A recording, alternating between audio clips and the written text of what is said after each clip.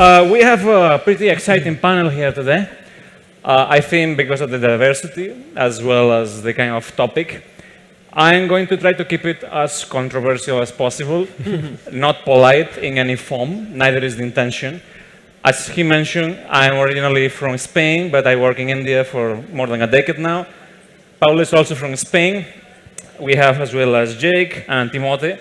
Now let me give you a bit of background because you know the LinkedIn profile looks very fancy, and you know this kind of underselling that they will do, because they will of course do a sales pitch, obviously, but we don't want that alone. We want some criticism to come in the picture as well.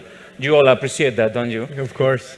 So, not on my watch while I'm hosting this. Now let me tell you, Pablo is a telecommunications engineer. Looks good. You also taught at AI for some time, at least as a visiting faculty at least. That's what I could observe. But now you're connecting clinicians in the medical sector, which is quite interesting. On the other hand, Jake, as you can see him here, pretty good looking guy, of course. You can see he comes from entrepreneurship.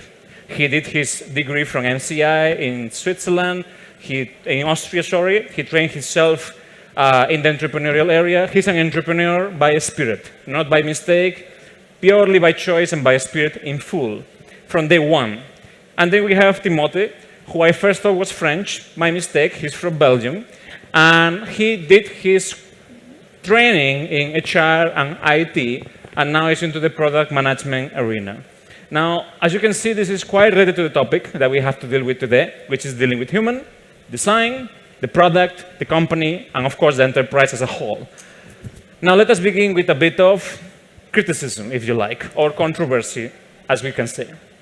I assume that some of you, if not all, do engage in certain AI-related tools, generative AI, AI being a buzzword today. Now, how do you think really this AI EU Act or related regulations will impact or not the ethical applications of a product towards the consumer? If I, as a consumer, will be affected directly, indirectly, in which way you think? We can start. Since you're Spanish, it will look biased, so let us start with you. Yeah, well, I think, so I'm half American, half Czech, so I get to see kind of two perspectives on regulation, from the American perspective, which is basically kind of free market, and then the European perspective, which is let's over-regulate sometimes. I think with the launch of OpenAI and ChatGPT, we saw kind of two different approaches to this innovative technology, whereas in the US, a lot of companies adapted it right away and it was rolled out to the market, whereas in Europe, each country kind of took a different approach. And for example, Italy completely banned it. So I think if we want to create an innovative environment, I think the regulatory policies have to be more open. So that's kind of my perspective. Too diplomatic. Not on my watch. Belgium. Yeah, I'm living in Belgium and in Brussels, so as you know, we have all those smart people trying to govern Europe in a way. I think that what I see in Europe is that we are kind of defensive and really realizing that we're probably way too late. Now, talking in 2024 about the impact of AI, it's probably a bit missing the train or trying to recatch it. I think that EU has always played a good role in trying to protect and give some boundaries and trying to think where people don't, and I think they are playing their role in trying to regulate a bit the market. But I'm a bit more concerned about the impact of all those technologies on people, because what you see is that we've seen in the, let's say, in the industrial era, that you will have the machinery and others that ultimately help us to really go faster and create much more value, and I'm sure that AI will do the same. But what people neglect is the impact on actually the wage and the salaries, because I've seen people where you say NVIDIA CEO saying people should not learn how to code anymore, they should know how to use prompt and how to use AI. I say, okay, great. But at some point, what you realize is that you lower down the level of, let's say, intelligence of people, putting them downward and putting people as a commodity in those areas instead of putting them up. And what will happen is that you will push the wages down instead of putting them up. So ultimately, you create much more disparity between people who are creating those models and the smart ones that are really getting more and more extreme because it's getting more and more, let's say, difficult to get in, and the rest of the people. And I think I'm more concerned about the impact it will have on the longer term on actually everybody. All right. Pablo, since you connect clinicians on the same line, for you, removing bias from products or services must be critical, at least over a longitudinal period of time. Bias can be in various forms, but how will that impact the medical field across different disciplines within the MD arena? How do you think these ethical considerations on technology usage, both for the one delivering it, as well as the one using it, and of course, ultimately, the client, in this case, will be the patient. So how do you think that will come up? Yeah, I think it will differentiate two parts of this conversation because one is how, as developers or companies, we are using AI to have an impact on clients. But the other one is also that the way AI works right now, we have a set of tools, but those tools are owned by big companies like, for example, OpenAI. So in my case, for example, every time that I'm trying to try to see how I can work with AI, is true that on my side I need to be responsible and accountable for making sure that whatever software I'm delivering is not biased and I'm really helping my users to use the software. But at the same time, there is another part that sometimes we don't speak a lot about this, and it's that what happens with every part of the information that I'm sending to those companies that give me those tools. And sometimes where I'm trying to make sure that my client are making a good use of my technology, I try to for sure be responsible for what I bring to them, but also try to be really careful on how I'm using those tools. Because in my case, for example, I work with PHI, like personal health information, and that's really tricky. Because if I use OpenAI, for example, I don't have a lot of ways to make sure that this information is not used by others in different ways. So I think we should need to see and take a look at both parts of this problem. It's basically the endless debate on buy versus build, huh? Because what you look at it, is AI a commodity in your process that will not depend on any strategic information or sensitive information, then yeah, sure, buy an API access and just leverage someone else's technology. But if you realize that it's really core to what you offer, you probably will want to build that yourself. Yep. And that will make the difference. The danger is that people don't really still think about that because of that hype, and sometimes we're taking dangerous shortcuts, and that's where probably EU is more playing his role, saying, oh, let's hold on a bit and let's make sure that we are creating a safe field. And I think they're playing that role, always a bit too late and always probably too heavy in a way, but at least it forces interesting conversation, and it's probably trying to make sure that there is a balance and then trying to have an opponent to massive player like OpenAI or any other players. So, since both of you mentioned that, I think we can be in agreement that largely the tech field is an American-driven agenda in many forms. If you have bias, you have that geopolitical orientation to some extent.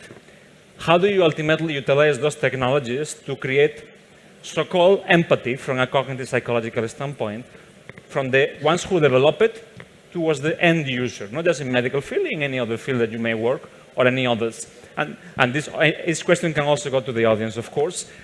How do you exactly drive that when there is an inherent bias in the product or the services or the algorithms or the technology, which is, in a heavy way, politically driven as well? Yeah. Because, well, big tech, they're all US-based primarily, or US-owned. So how do you modify that? And how do you twist it to make sure your products are truly inclusive in a form? Well, I have a little bit of a controversial opinion, so I'll make you happy. Go ahead, go ahead. So my company works with early stage founders, and our whole goal is to help these startup founders get to product market fit as soon as possible. And so, like, working with an early stage startup, you don't really have the resources or time to create like an ethical product. It's all about survival. And so, of course, you don't want to damage the world, but you should be obsessed about your users. And so I think it's okay to maybe have a little bit of bias in the beginning when you're building the company, because you're building the product to satisfy this small segment of the market, this specific type of user, and you don't really care about any other users that you're trying to serve a product for. So I think in the early stages, it's just really important to focus on the customers that you're trying to serve and develop the best solution for this small segment of customers. I would even amend that at some extent, for 80% of the use case, bias don't really matter. Because for what people are really doing with AI, honestly, we really couldn't care less. Because well, if you look at the way it is used most of the time, is really to support business decision, or is supposed to ease some flows, or to faster some manual processes where any bias we don't come and don't enter into the decision. Where you start touching to record things such as medical decision, or when you start looking about visual creation, that okay, because that's where probably bias really probably will replicate things that you don't necessarily want to replicate. That's where you should ask yourself whether it's the right way. But most of the time, if you're in that situation, it means that you should build yourself instead of depending on someone else's technology. To add something about what you mentioned, when we are in this startup ecosystem where everything needs to happen like super fast, and we need market fit as fast as possible, I think when we are talking about being ethical or being biased when you took some decisions, usually that's a human behavior. So maybe I think that the approach here maybe is less technical, and maybe we should talk more about how we set up in a startup the culture part of the company, the vision, and making sure that everyone understands, for coders, engineers, or for anyone in product, that they want to understand that every time they are taking the decision, they should understand how what's the role of AI in this process and how they can tweak this. But if you don't have this as a cultural thing in your company, and you only focus on let's achieve market fit as much as possible, as fast as possible, probably you're going to end up in your employees naturally being biased because you are not maybe setting this as an important thing in your company as part of your values. So maybe it's a more human thing, and we should treat this as something more cultural. I completely agree, and I think the most successful startups that we've seen, the founder spends a lot of time really crystallizing what the mission and vision is of the company, what are the goals that they're trying to achieve, and then what are the values they need within the organization to achieve those goals. So I think that can really drive like making sure a company is ethical if the founder cares about these foundational principles totally from the beginning. So all this sounds great. I mean, nice preaching, no doubt, but can you tell me your examples then? We are talking about removing bias to some extent, or keeping it to some extent, convincing the cultural ecosystem to be X, Y, Z. What tools, what mechanisms will you use for your product teams or your service-oriented teams to really focus on what you're talking about? Because all this sounds very good in theory. Yeah. But how do you do it in practice without having the big money backing of an MNC or a big tech company that, of course, is easier to do it for them? How do you do it at the startup level, where you are limited most of the times in funds, time, and as you mentioned not to run for it, but ultimately it's a rat's race, where you have to constantly be running after some market, some people, some competition at some point, whether we like it or not. That's the unfortunate part. How do you solve that on the practical level? You may say your examples. If you don't want to, that's fine. I will still keep on poking, but we can try that for now. Yeah, and I have a good example of something like that, because a while ago I was running a company where we were in charge of hiring temporary jobs. So we were hiring people for restaurants, stuff like that, and we built an AI software that was able to decide before the candidate reached the recruiter to decide which one to discard or not. And we ended up find out that because of our client decisions, we ended up hiring some specific set of people, and that was completely biased. So in order to fix this, what we do is we need to work by the founders of the company need to be the good example for these employees. So what we did is investing a little bit more in auditing and understanding the impact of what we did. And that was a good way for our employees to see that we really care about this. So usually I think you need to invest in making sure that you are sharing this vision for how the culture should be. And there is so many things in technology that can help you understand if you are being really biased or you are being ethical or not. But for sure, you need to invest, and you need to be part of your core, so your employees can also see that you care about this. And maybe to build on top of it, as an early stage founder, the biggest impact you can have on your company, besides having a vision and mission and raising capital, is hiring the right people. And so at the beginning, you don't have a framework or an entity within the organization that is pursuing good ethics. You have the people that you hire. And so those first hires that you have to be aligned with the values. And then I have an example of where maybe it went wrong with a big enterprise. And that's when, a couple months ago, Google rolled out Gemini. And the idea was really good, right? To promote more diversity through AI, but then they rolled out Gemini, and it was actually lying about things that happened in the past. So you asked it, what did George Washington look like? And he was African American. So like the idea is really good, but then you have to be really careful of how you actually implement it and make sure you don't go too far in a different direction. And maybe to give you a concrete example, I'm working with a startup, or scale-up in the security industry, and we're looking at how to boost certain flows and improve business processes through AI. And the first thing we've done is really looking at the business value and how we deliver value, and then assessing the risk. And then looking and say, okay, should we want to deliver that value? Can AI really support that? And what is the risk taking by doing that? And then it's not necessarily about bias, to be honest, there. It's more about security and data leak. Because when you realize that there are certain companies, especially US one, it can be a bit rogue and wild on their terms and conditions and how they will leverage the information that you give, you realize that just by giving them certain information, you will feed the system and you will help that system learn. But if you share sensitive information, you are really taking a high risk that at some point someone will do a prompt somewhere and will get access to that information. And that's really dangerous. And I think that's where we have to really think about, not only about the bias, because it's true when you start doing recommendation or you use those off-the-shelf recommendation engine eventually, but also thinking about the data that you own and your responsibility. That's true for security, but that's also true in your case and on saying, okay, you have health or medical information that are highly regulated and protected. How can you ensure that those information won't leak somewhere that you don't control? And that's part of our responsibility, company responsibility, saying, okay, what is our responsibility toward our population? What's the ethical line that we should not cross, and how can we build a process? And it can be very simple as having a conversation and a technical audit, but it's an essential piece of anyone who would want to use those technologies nowadays. Okay, so let me jump you to two areas now. Let me drive you there, voluntarily or not. One is the regulatory part, the other is the geographical part.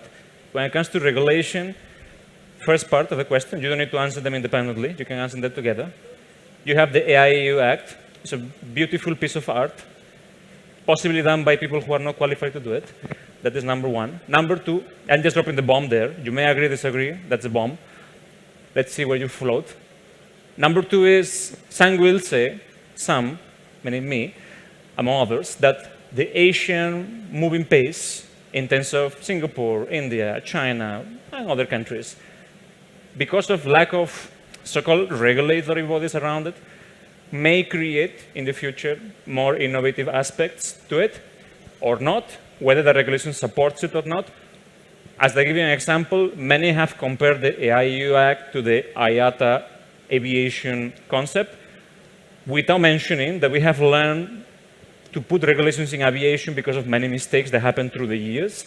AI as a field is quite old, but as a new development is fairly recent. People have just awakened to it. So on these two contexts, again, I repeat, before you deviate into other areas, the AI-EU Act, basically pro, against, why, how do you think that will impact? Because it has overreaching arms. Secondly is the geographical aspect of the new East versus the old West, if you like to frame it in a very nice put way. So how do you think these two arenas will interchange and come across together? Any of you can answer one by one like you have been doing. That's also good. Yeah, I can start. So on my side, I'm happy that I'm not going to need to be involved in any regulation decisions. I'm not sure if I'm happy, but at least I'm not going to need to deal with that. So, something that I know, like for sure, is that the only way to innovate is by experimenting. Experimenting for sure came with risk and things that will happen. So it's true that if you see like different areas of the world, like something that we always say, like in the US they innovate, in China they copy, and here we regulate. for sure we should try to find a good balance. But I think it's just a matter of measuring the risk of this experimental thing that we need to do. And if we don't give tools for companies to try things and to fail and to learn, it's going to be impossible for sure that we can reach this level of innovation. So how we measure the risk? Probably is going to, for me, maybe the red line that we should not cross is when this will affect directly human beings. But some other times I will accept that maybe if we play a little bit with the data, for example, it's not that much if we can experiment enough to be innovative. But for me, it's really hard to have a super strong opinion on how we should exactly do that. There is no right answer. Right? So diplomacy it is. Yeah. Fantastic. Yeah, Yeah, go for I it. have probably another diplomat in the room, so you won't be happy. But, Oh, come on, guys. Anybody who is not diplomatic in the audience who would like to jump in, please No, feel but free. like in general, I think my approach is less regulation, but more education. Because Education for whom? education for the people that manipulate with the technology, and education for the customers that understand, what data they're providing. And government? And the government needs the most education of them all. And so I think that's where, actually, we're probably leaning on two groups of people to educate. I would say it's the people in the educational system, like yourself, and then leaders within companies that have influence over the people that are part of their organization. And it's on them to really educate the people on how to work with these new tools and new technologies.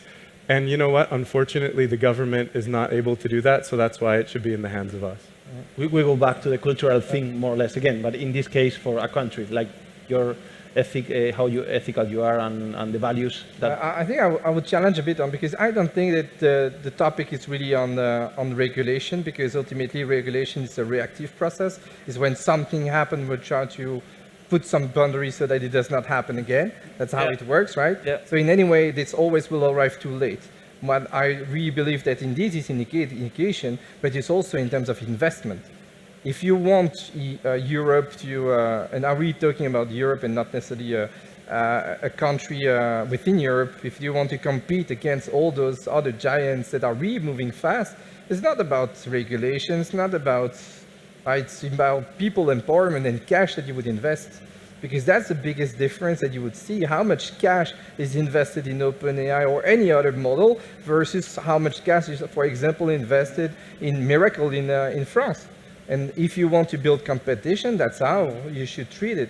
And indeed, then you have all the brains and you have all the energy, and ultimately the market, and the market's always global, and everyone plays its role. There will be always the challengers, there will be always the one at the forefront, and that's okay as long as everyone can benefit from that. And we already see it, and we are benefiting from OpenAI, from their vision, because they are creating the market, they are pulling everyone into that direction, so ultimately they are playing that role. Now, the question, how we'll make sure that we do not miss the train? And I think that's really the big question. So I understand that all of you are for squashing the AIU Act. You have not said it, but you have said it. Now, more importantly is, you mentioned about government as well. I also kind of hinted at that. The problem is you cannot let companies drive policy because, of course, they have capitalistic interest in it. Governments, similar problem, untrained individuals. Academia, again, they have their own interest. So what do you do? How do you regulate this? Is a question which is still unsolved. But more importantly is, as the South Summit also intends, which is to create that constant ecosystem of everyone having accessibility to technologies, the awareness. That's why they're doing this massive platform as well as in the city. How do you think this kind of technologies, particularly from the product teams towards the end service consumer, will help breaking these silos? Because right now there's a clear silo of technologies for individuals from the age of 0 till the age of 40, and then onwards, and when you cross the boundary of 70, people are completely lost how WhatsApp works, how to book a flight, how to find the PNR number, even simple things. They're not able to figure it out because they are not trained for it yet.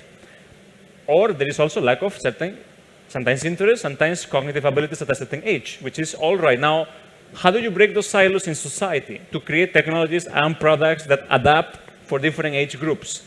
Because you open Gemini or even ChatGPT or any of the platforms, for anybody who is not familiar, it's not that simple. I mean, you may think it's very simple to do prompting, but prompt engineering, if done well, takes training, and you need to know how to do it.